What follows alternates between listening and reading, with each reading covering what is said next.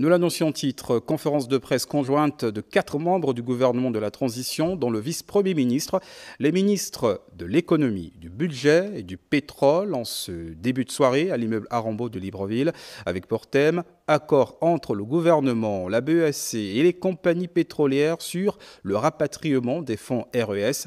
Il s'est agi d'expliquer et se satisfaire de cette opération à l'actif du Gabon. Parmi les participants, nos reporters Jerry Bougou-Bivigou et Guy-Serge Dizambo.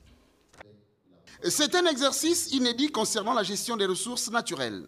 Pour en parler, 8 personnalités, soit 4 ministres, dont un vice-premier ministre, le gouverneur de la BEAC, 2 directeurs généraux de compagnies pétrolières et la présidente de l'Union éponyme. C'est dire l'importance du sujet abordé. Et pour le cas d'espèce, après des négociations âpres et longues, il s'est agi de se congratuler.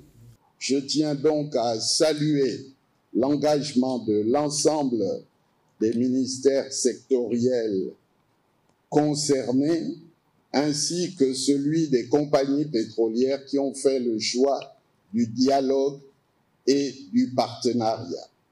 C'est ensemble, dans la transparence et l'action, que nous ferons progresser notre pays et notre sous-région. Et sur les 27 points de négociation de départ, seul un dernier point d'achoppement devrait trouver consensus. La volonté est manifeste. De rendre compte à sa population lorsqu'il y a des sujets qui touchent au bien commun. Le bien commun dont il s'agit aujourd'hui, c'est le pétrole. Depuis plusieurs mois, le président de la République, chef de l'État, a demandé que les discussions et les échanges avec les pétroliers s'intensifient, de sorte que nous trouvions un accord sur ce qu'on appelle le mécanisme de rapatriement des fonds de restauration, de remise en état des sites. Les opérateurs pétroliers présents au Gabon sont ouverts à la discussion avec l'État hôte et avec la Banque des États de l'Afrique centrale, donc pour trouver un terrain d'entente avec leurs partenaires des autres pays, bien sûr, sur la version finale de cette convention qui fera ensuite l'objet de signature une fois qu'elle sera validée par tout le monde. En compagnie des États, nous avons aujourd'hui, 5 ans après, évolué dans cette négociation qui nous a pris beaucoup de temps, beaucoup d'efforts aussi ont été consentis.